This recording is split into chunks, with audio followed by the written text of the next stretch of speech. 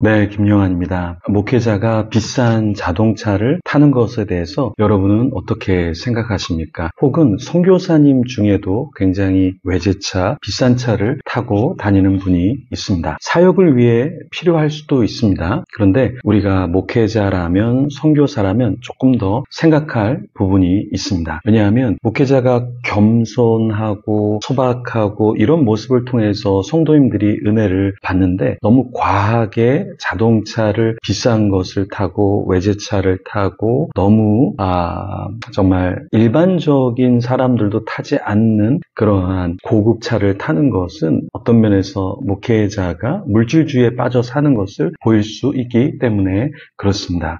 목회자가 보일 덕목 중에 몸소 실천해야 될 것 중에 하나가 무엇입니까? 물질주의에 빠져 사는 것이 아니라 정말 이 시대를 역행해서 예수님의 모습을 더 보여주는 것, 그것이 우리 안에 있어야 되겠죠. 그것을 바로 우리는 청지기 정신이라고 하죠. 성경에서는 우리에게 무엇을 이야기합니까? 우리가 가진 물질을 잘 관리하라 라고 이야기하죠. 그럼 이렇게 이야기할 수 있을 거예요. 아니, 교회에서 그렇게 주니까 타는 거 아니냐. 교회에서 준다고 하더라도 조금 더 단계를 낮춰서 우리가 타면 더 좋겠죠. 왜냐하면 교회 안에는 가난한 사람들이 있잖아요. 교회 안에는 자가용이 없는 사람도 있잖아요. 그런데 교회 목사님이 너무 좋은 차를 타는 걸 보면 정말 존경하다가도 실족할 수 있습니다. 성경에서는 실족, 시험에 들게 하는 것이 굉장히 안 좋다라고 이야기를 하죠. 음식을 먹는데도 실족하는 사람이 있다고 로마서의 14장에 보면 그런 이야기를 하잖아요. 그럴 때 약한 자, 믿음이 약한 자가 누구예요? 그걸 받아들이지 못하는 자가 믿음이 약한 자잖아요.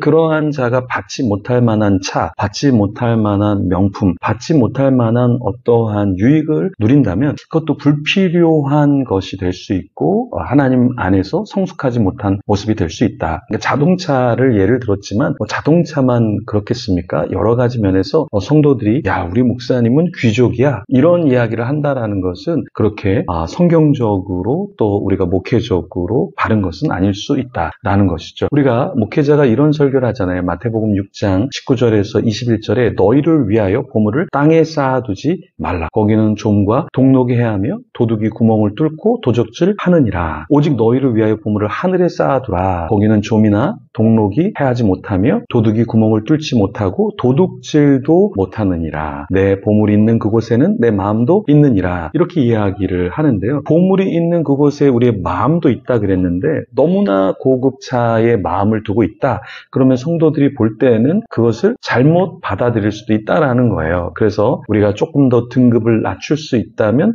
등급을 낮춰서 우리가 자동차를 사고 타면 굉장히 좋다라는 것입니다. 교회 안에, 선교지 안에는 수많은 사람들이 있어요. 그런데 그 사람들이 함께하는 공동체 지체들인데 그들의 마음을 어렵게 하면서 호화스러운 생활을 하는 듯 그렇게 보이는 것도 성숙한 것은 아닐 것이다. 그래서 교회에서 주니까, 선교회에서 제공하니까, 그런데 그것을 제공하더라도 받고 다시 조금 더 낮은 단계로 하면 더욱더 성숙하지 않을까요? 디모데전서 3장 2절에서 3절에 이렇게 말합니다. 그러므로 감독은 책망할 것이 없으며 한 아내의 남편이 되며 절제하며 신중하며 단정하며 나그네를 대접하며 가르치기를 잘하며 술을 즐기지 아니하며 구타하지 아니하며 오직 관용하며 다투지 아니하며 돈을 사랑하지 아니하며. 감독, 그러니까 교회나 선교지에서 선교사를 우리가 살아갈 때 돈을 사랑하지 아니하는 것, 그 모습을 우리도 보여주어야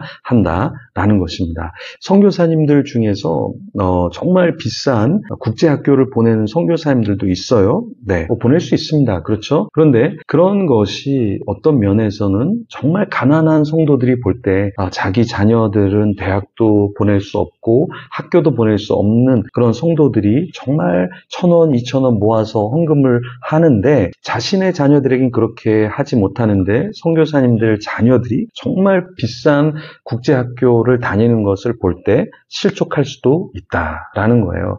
그래서 그런 부분도 우리는 염두에 두어야 한다라는 겁니다. 우리가 설교할 때, 선지자적인 메시지를 전할 때 메시지만 전하는 것이 아니라 메신저의 삶에서 우리가 너무 과하진 않는가, 여기에 있는 현지인들, 선교사님이 계신 그 현지에 사람들이 어떻게 살아가고 있는가, 혹은 또 파송해주고 함께하는 사람들이 방문했을 때 정말 놀라지 않을 정도로 쪽으로 우리가 살아야 되지 않을까. 어떤 선교사님은 단기팀이 올 때 굉장히 오래되고 낡은 자동차 뭐 이런 것을 운전하고 그런 팀이 없을 때는 굉장히 좋은 차를 다닌다 뭐 이런 이야기도 듣습니다. 그러면 이중적인 모습이지 않을까. 정말 당당하다면 평소에 타는 차를 몰고 단기팀이 오든 혼자 생활하든 그렇게 하면 되지 않을까요? 또 어떤 목회자는 또 보여주기식 앞에서는 티코를 타고 다니는데 뒤에서는 다른 외제차를 주차해 놓고 또 그 차를 타고 다니는 그런 목회자도 있다. 이런 이야기도 들었습니다. 여러분, 앞에서나 뒤에서나 똑같은 모습을 보이는 게 성숙한 모습이 아닐까요? 정말 사람들이 보기에 조금 그런 것 같으면 아예 그런 차나 어떤 너무 비싼 귀중품을 우리가 사용하지 않는 것도 지혜일 수 있다. 그렇죠?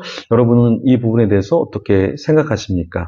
어떤 선교사님이 가나안 성도를 이렇게 초청해서 같이 식사를 하는데 교회를 안 나가는 분인데 이분이 이런 얘기를 하더래요. 정말 선교사님은 나그네의 삶을 사는군요. 근데 사실 이제 본인은 교회 다니면서 목회자의 너무 사치스러운 모습에 상처를 받았는데 정말 선교사님은 나그네의 삶을 사는군요. 이 이야기를 들었는데 선교사님이 충격을 먹었다는 거예요. 그냥 자기는 그냥 진짜 없어서 이렇게 사는 건데 여기에 은혜를 받다니 이게 지금 오늘날의 교회와 선교지의 문제점이지 않을까. 그래서 우리가 어느 정도 재정이 너무 없게 살라, 뭐 비참하게 살라 이런 이야기가 아닙니다. 성도들이 볼 때 또 믿지 않는 사람들이 볼 때 야 이건 뭐 정말 겸손하시고 검소하시고 예수님이 그 당나귀를 타신 것처럼 정말 목회자의 모습이 있구나, 선교사의 모습이 있구나 이런 것을 우리가 조금은 어느 정도는 보여줄 수 있어야 하지 않을까. 뭐 보여주는 것이 어떤 대단한 것은 아니지만 정말 우리가 같이 성도들하고 함께